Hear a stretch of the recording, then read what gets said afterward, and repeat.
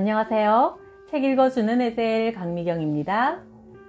순복음교회 김정숙 목사님이 남편 김영석 목사님과 40년 목회하시면서 경험한 놀라운 일들, 너와 함께 감아 소개합니다. 밀워키 순복음교회에서 목회할 때다. 위스콘신 주립대학은 메디슨에 있고 그 분교가 밀워키에 있어 우리 교회에는 유학생들이 많았다. 전라북도에서 온 한 남학생을 처음 보는 순간 그를 향한 성령님의 음성이 들렸다. 형제님의 아내가 언제까지 하나님께 등을 보이고 있을 겁니까? 하나님과 화목하세요. 그러면 형제님 가정에 답답한 문제가 풀릴 겁니다. 깜짝 놀란 그 형제는 자기 이야기를 했다. 제가 실은 메디슨에 있는 본교로 가야 했는데 분교로 오는 바람에 정부의 국비 보조가 끊어질 상황입니다. 아내는 신앙생활을 잘 하다가 담임 목사님이 7계명을 어겨 간음죄로 넘어지는 것을 보고 마음의 문을 닫고 수년간 교회를 나가지 않고 있어요. 아내에게 오늘의 상황을 말하고 함께 교회에 나오세요. 그리고 형제는 기도 많이 하면서 한국에 나가 문교부 실무진을 만나보세요. 하나님께서 역사하실 겁니다. 이후 청년은 아내와 함께 교회에 나왔고 국비 보조금도 다시 받게 되었다. 1987년 미국 캔자스 순복음교회에서 목회할 때 아들 둘을 키우는 젊은 여성도가 급하게 만나자고 연락이 왔다. 남편이 다른 여자를 사랑해서 가정을 버리고 한국으로 떠나겠대요.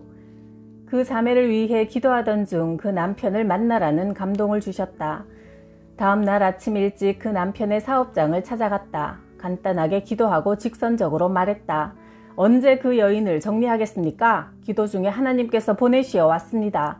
잘못된 행실을 회개하지 않으면 하나님께서 침상에 던지시겠답니다. 침상에 던진다는 말은 병이 든다는 것입니다. 병이 든다는 말은 던져진 침상에서 못 내려온다는 것입니다. 즉 죽는다는 말이지요.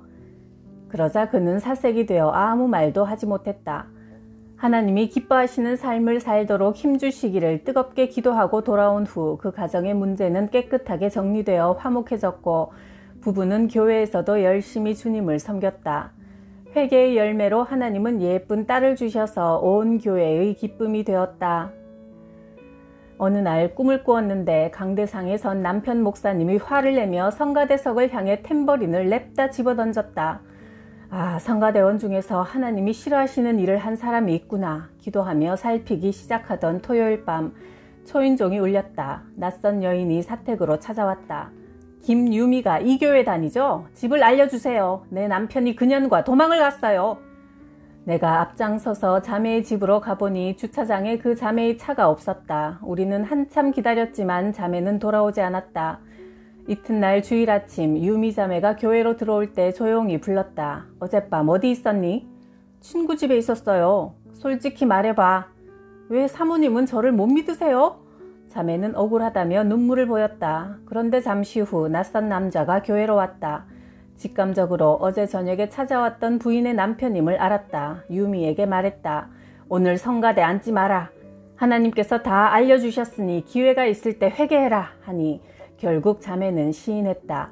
한국 오살리 금식기도원으로 가서 금식기도하며 회개하고 새 사람으로 돌아와라. 하나님의 용서를 경험하지 못하면 죽을 각오하고 그 전에는 미국으로 돌아오지 마라. 몇 달 후 유미가 다시 미국으로 와서 용서받은 체험을 간증했다.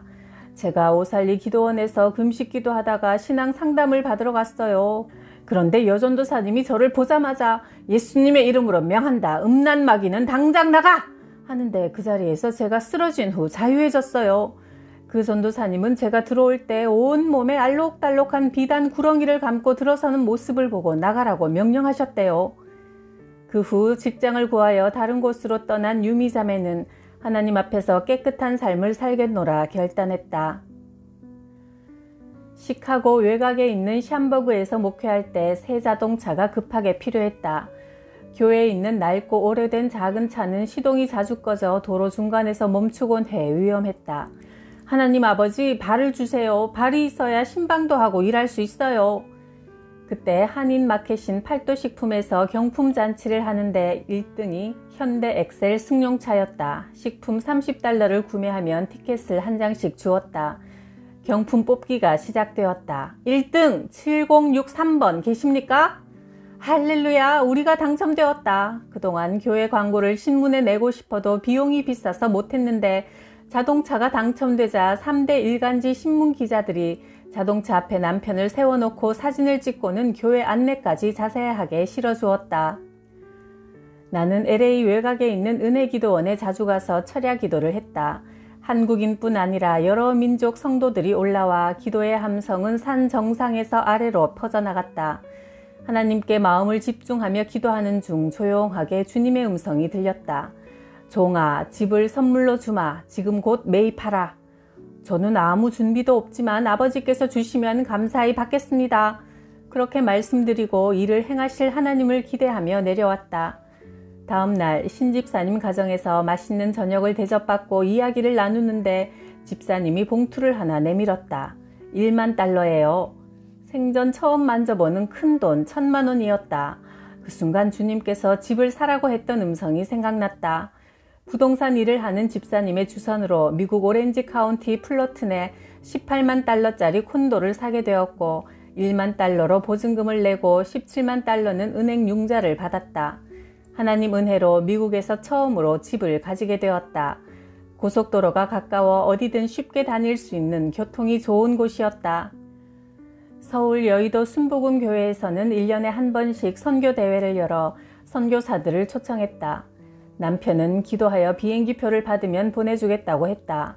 하나님, 한국 가는 경비를 주세요. 기도하던 어느 날 저녁 윤 권사님이 연락도 없이 사택 문 앞에 서 있었다. 제가 오늘 장사를 끝낸 후 너무 시간이 늦어서 은행에 수익금을 입금하지 못하고 집으로 가는데 자꾸 사택으로 가보라는 마음이 들어서요. 오늘 장사하여 번 돈을 사모님께 드리라는 감동이 강하게 왔어요. 하며 봉투를 건네셨다. 나는 감사한 마음으로 저녁을 대접하고 자초지종을 이야기했더니 권사님은 성령님의 감동하심에 순종하게 되어 매우 기뻐하셨다. 1977년 남편 김영석 목사는 서울에서 성북 순복음교회를 개척했다. 1년쯤 지난 어느 날 기도를 하다가 임지를 옮기라는 하나님의 음성을 들었다고 했다. 나는 놀라서 지난밤 내가 꾼 꿈 이야기를 했다. 내가 처녀 시절 자주 다녔던 고향 거제도의 기도원 원장님이 내 머리에 손을 얹고 이런 기도를 하셨어요. 대구로 가라. 그리고 내년 이맘때면 아들을 낳아 가슴에 안으리라. 그래서 내가 딸 지혜가 아직 어린데 또 아이가 있으면 난 어떡해요? 말대답을 하니 다시 말씀하셨어요. 아이를 낳으면 내가 키울 사람을 보내주리라. 남편과 아침에 이런 이야기를 나누고 있는데 목사님 계십니까? 하며 누군가 찾아왔다. 여의도 순복음교회에 다니면서 저녁 예배만 우리 교회에 나오는 권사님이 우리를 찾아온 이유를 말했다. 우리 가정은 원래 불교를 섬겼는데 남편이 60세 때 세포 조직이 죽어가는 병이 들어 조용기 목사님의 안수기도를 받고 병이 나았습니다. 그래서 고향 대구에 순복음교회를 세우고 싶으니 함께 가서 개척을 합시다.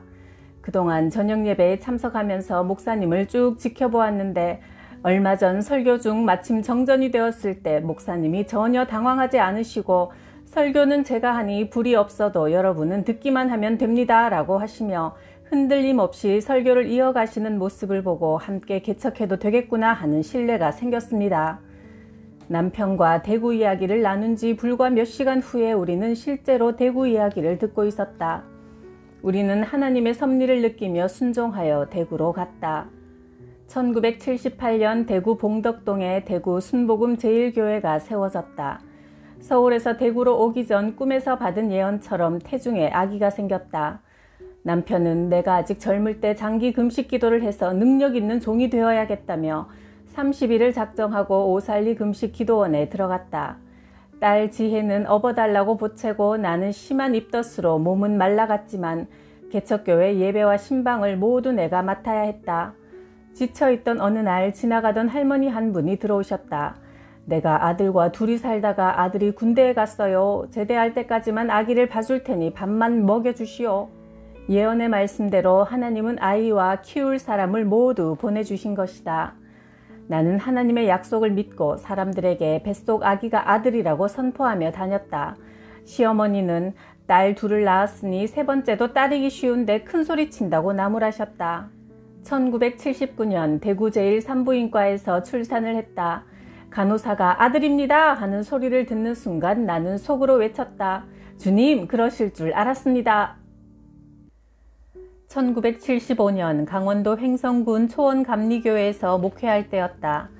농가의 겨울은 일이 없어 한가했다. 이때 열리는 부흥회는 축제였다. 동태국에 무 넣어 끓이고 떡이며 전이며 넉넉하게 음식을 준비하여 온 동네 사람들과 함께 나눠 먹으며 집회를 가졌다. 은혜가 한창 무르익어 갈 즈음 앞에 앉은 박순자 집사의 행동이 이상했다. 아무래도 악령의 역사 같은데. 집회가 끝나고 강사님을 배웅하고 사택으로 돌아오니 교인들이 사색이 되어 달려왔다. 박 집사가 미쳤어요. 빨리 와보세요. 먼저 그 집에 가서 찬송하고 있으세요. 곧 갈게요. 남편과 함께 강단에 엎드려 하나님의 도우심을 구하는 기도를 먼저 드리고 나서 그 집으로 갔다. 우리가 도착하기 얼마 전 박 집사가 주의 종이 온다 하며 장롱 사이에 머리를 쑤셔 박았다며 거기 있던 교인들이 놀랐다. 우리가 들어서자 박 집사가 먼저 입을 열었다. 기도 소리가 무섭다. 나를 잡으러 왔느냐? 남편이 말했다. 너는 누구냐? 예수님의 이름으로 명하노니 당장 나오너라. 그러자 박 집사가 갑자기 벌떡 일어나 시어머니에게 다가가서 남자 목소리로 말했다. 형수, 내가 형님 대신 일본으로 징용 갈 때 형수가 떡을 쪄줬잖아요. 그때 떡이 익지도 않고 시루가 깨졌잖아요. 내가 탄 배가 파선할 것을 가르쳐준 징조였는데 그때 왜 나를 보냈어요? 시어머니는 그 말이 사실이라고 했다. 징용 가는 사람들이 탄 배가 현해탄을 건널 때 파선되어 많은 사람들이 수장되었다는 증언에 놀랐다. 남편이 다시 명령했다. 죽은 사람의 이름을 빌려 속이는 이 악한 영아, 지금 당장 나가거라. 그러나 그날 밤은 귀신이 쫓겨나가지 않았다. 우리는 매일 밤 그 집에 가서 예배를 이어갔다. 그러다가 남편이 서울에 가서 하루 자리를 비운 어느 늦은 밤 혼자 자고 있는데 방문이 벌컥 열렸다. 문고리를 숟가락으로 고정시켜 놓았는데도 박 집사가 전설의 고향처럼 머리를 풀어헤치고 달빛을 등지고 서 있었다. 순간 나는 반사적으로 일어나 그 이마에 손을 대고 온 동네가 떠나갈 듯 큰 소리로 외쳤다. 예수의 이름으로 명하노니 이 더러운 귀신아 나가라! 그러자 박 집사가 놀라서 갑자기 교회 종을 치기 시작했다. 그 후 박 집사는 제정신으로 돌아왔고 이 소문이 퍼져나가면서 초원리에 예수님 믿는 사람들이 점차 늘어났다. 그중 농토를 많이 가지고 있는 부자 할아버지가 집안에 있던 우상들을 모두 불태우고 예수님을 구주로 영접했다. 이튿날 부자 영감님의 아내와 그 작은 동서가 우물가에서 만났다. 이제 우리가 예수 믿기로 했는데 어젯밤 꿈에 우리 집에서 시커먼 개들이 나가더라. 광에서도 나가고 방에서도 나가고 부엌에서도 나가고. 그러자 작은 동서가 기겁하며 대답했다. 형님, 저도 어제 이상한 꿈을 꿨는데 조상님들이 한복을 차려입고 우리 집으로 우르르 들어서면서 이제 윗집에서 못 살겠다 하며 안방 아랫목에 주르르 앉더라고요. 우리 집 귀신들이 너희 집에 갔나 보다. 그 말에 혼비백산한 아랫집도 예수님을 믿겠다며 예배를 드려달라고 요청해왔다. 부자 할아버지는 소작인들에게도 복음을 전했다. 김서방, 오는 공일날 뭐 하는가? 별일 없습니다. 그럼 그날 교회에서 보세. 초신자의 열띤 전도로 교회는 나날이 부흥되었다. 시골 마을을 지나가는데 할아버지 한 분이 멍석에 곡식을 널어 말리고 있는 모습이 보여 집으로 들어가며 말했다. 안녕하세요. 예수님 믿으시라고 인사 왔습니다. 말이 떨어지기 무섭게 할아버지는 곡식 젓던 막대기를 휘두르며 나를 때릴 기세로 소리쳤다. 가시나가 집에 얌전히 있다가 시집이나 갈 것이지 재수없게 남의 집을 돌아다녀? 나는 기선을 제압하기 위해 할아버지! 하고 큰 소리로 부른 후 틈을 주지 않고 바로 말했다. 처녀가 시집가면 아이가 생기지요. 그런데 뱃속의 아기에게 엄마가 아가야 좁지 조금만 참으면 넓은 세상이 있단다 했더니 아기가 엄마 거짓말 하지 마. 여기도 좋은데 엄마 뱃속보다 더 좋은 것이 어딨어 했대요. 그러나 10달이 지나면 이렇게 넓은 세상으로 나오는 것처럼 이 세상이 전부가 아니라 죽은 다음 천국과 지옥이라는 새 세상이 정말 있습니다. 그런데 천국은 이 세상을 만드신 하나님이 사시는 곳이라 죄가 있는 사람은 못 들어가요. 그래서 하나님의 아들 예수님이 우리 죄를 대신 지고 십자가에 달려 죽으셨다가 3일 만에 다시 살아나셨어요. 예수님을 구원자로 믿는 사람은 죄가 없다고 인정받아 천국에 가고 믿지 않는 사람은 자기 죄를 자기가 지고 지옥에 갑니다. 그러니까 할아버지도 예수님 믿으셔야 해요. 그러자 할아버지는 방금 한 이야기 다시 해봐. 처음 듣는 신기한 소리구먼 하며 관심을 보이셔서 목사님을 만나게 해드렸다. 할아버지는 예수님을 영접했고 200호가 넘는 윤씨 시종마을 그 동네에 교회가 들어가지 못했는데 마을 대장인 할아버지의 회심으로 그곳에 비로소 교회가 세워졌다. 귀신들은 하나님을 직접 대적할 수 없으니 하나님의 형상을 입은 사람들, 특히 하나님께서 사랑하시는 성도들을 계속 공격한다. 어느 날 여자 집사님이 찾아와 상담했다. 자꾸 귀에서 누가 속삭여요. 퇴근 후 운전하며 집으로 돌아오는데 중앙분리대를 들이받아라 하는 소리에 며칠 시달리다가 목사님을 만나야겠다고 생각하니 가지 마라. 너 시어머니 때문에 고생 많이 했지? 그 목사도 너의 시어머니처럼 경상도 사람이고 똑같다. 그 목사 만나지 마라고 해서 이상하여 찾아왔어요. 기도실에 둘이 앉아 기도를 시작했다. 예수님의 이름으로 명령한다. 이 여인을 괴롭히는 너는 누구냐? 정체를 밝히고 나와라. 죽음의 영아, 예수님의 핏값으로 산 딸을 괴롭히지 마라. 그 순간 집사님이 엄마 살려줘! 엄마 살려줘! 하며 아기처럼 행동했다. 여인이 낙태를 많이 했을 거라는 생각이 들어 기도를 멈추고 물어보니 예, 맞아요 라고 시인했다. 하나님이 주신 귀한 생명을 여러 번 죽인 죄를 함께 회개하고 예수님의 보혈로 주홍같이 붉은 죄를 흰눈처럼 덮어주셨음을 선포했다. 몇 시간 동안 울면서 찬양하고 기도하자 사망으로 끌고 가려는 어둠의 영은 떠나가고 집사님은 자유를 얻었다. 콜로라도 덴버에 있는 침례교회에 부흥회를 인도하러 갔다. 첫날 집회 후 기도받고 싶은 분은 강대상 앞으로 나오라고 초청했다. 100여 명의 성도들이 돌아가지 않고 남았다. 하나님께서 마음에 주시는 감동에 따라 안수하며 기도하는데 덩치 큰 남자의 울음소리가 몹시 거슬렸다. 담임 목사님이 그분에 대해 말해주었다. 한 달 전에 5살 된 딸을 잃고 매일 저렇게 울고 있어요. 나는 그 울음 뒤에 다른 영이 역사함을 감지하고 명령했다. 예수님의 이름으로 명령한다. 슬픔의 영은 즉시 이 아들에게서 떠나가라. 그러자 그 남자는 뒤로 쿵 넘어졌다. 잠시 후 일어나 앉으며 큰 숨을 내쉬었다. 제가 아이를 잃고 한 달 이상 지났지만 직장에도 나갈 수 없고 일상생활에도 지장이 있을 정도로 울음이 그치지 않았습니다. 처음에는 아이에 대한 사랑 때문이라고 생각했는데 목사님이 슬픔의 영은 떠나가라고 기도하실 때 가슴을 짓누르던 무거운 것이 연기처럼 빠져나가는 게 느껴졌고 지금은 마음이 가벼워졌어요. 간증하는 그의 얼굴이 환했다.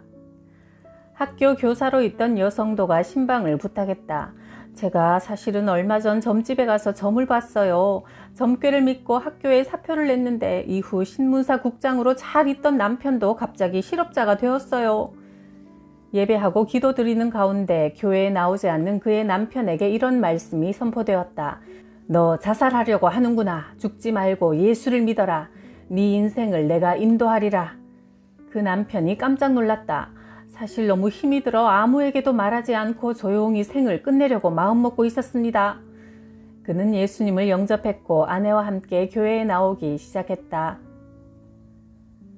결혼 전 고향 거제도 기도원에 자주 올라가서 기도에 힘썼다. 기도원으로 올라가는 길에 절이 하나 있었다. 나는 노자산 절간 스님이 예수님을 믿고 구원받게 해달라고 매일 기도했다. 어느 겨울 기도원 예배당에 들어서니 뒤쪽 구석에 여자 스님이 앉아 있었다. 나는 할렐루야를 외치며 기도했다. 하나님, 오늘 밤은 스님의 밤이 되게 해주세요. 예배 중에 갑자기 뒤에서 아이고 하는 소리와 함께 스님이 앉은 자세로 방방 뛰면서 승복을 입은 채로 절규하듯 하나님 아버지를 부르는 모습에 모인 우리의 가슴에도 성령불이 붙었다. 스님은 간증을 들려주었다. 밤마다 잠을 자려 하면 큰 짐승 같은 것이 절간의 벽을 쿵쿵 치는데 무서워서 잠을 잘 수 없었어요. 그래서 기도원으로 내려와 잠을 좀 재워달라고 부탁하니 원장님은 재워주는 대신 기도원에서 드리는 저녁 예배에 참석하라고 조건을 달았지요. 제가 사실은 중2 되기 전에 교회 집사로 잘 살았습니다. 그러다가 남편의 변심으로 이혼을 하게 되었고 위자료 받은 돈으로 저를 매입하여 주지가 되었지요. 세상과 인연을 끊고 깊은 산중으로 하나님의 눈을 피하여 숨어 들어왔는데 하나님께 들켜버렸네요. 절간은 기도원에 혼납되어 숙소로 변하고 승복 대신 한복을 곱게 차려입은 스님은 루디아라는 이름으로 개명했다. 훗날 루디아는 산을 내려가서 옛집 주변을 서성이다가 그 자리에서 우연히 남편을 만났다.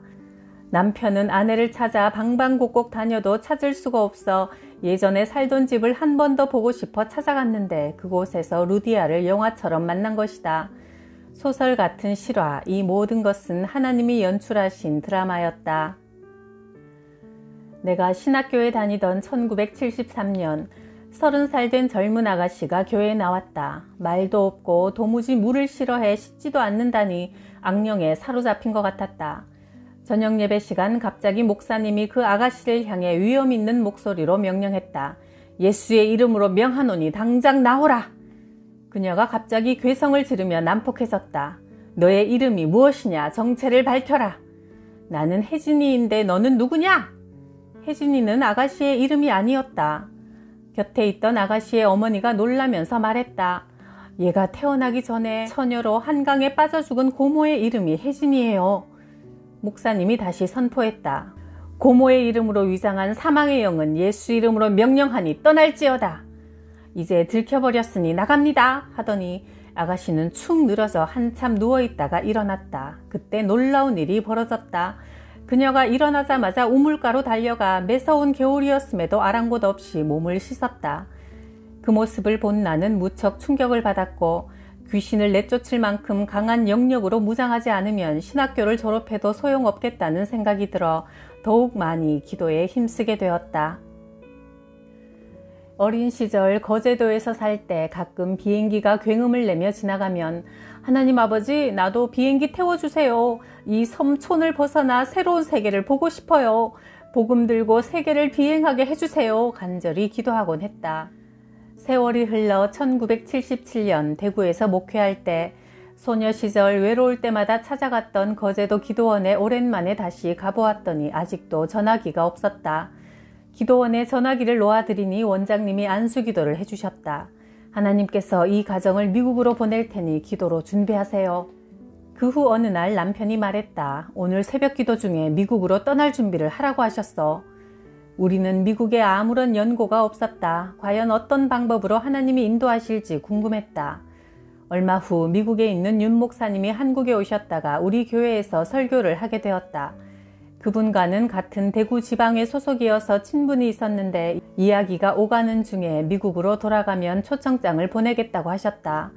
대구교회를 함께 개척했던 최 집사님이 $3,000와 비행기표를 마련해 주셨다. 1985년 9월 30일 김포공항에서 미국으로 먼저 가는 남편을 배웅하고 돌아오는데 하나님 음성이 들렸다. 너희 가족은 1년 후에 다시 만날 것이다. 남편은 밀워키 순복음교회 담임 목사가 되었다.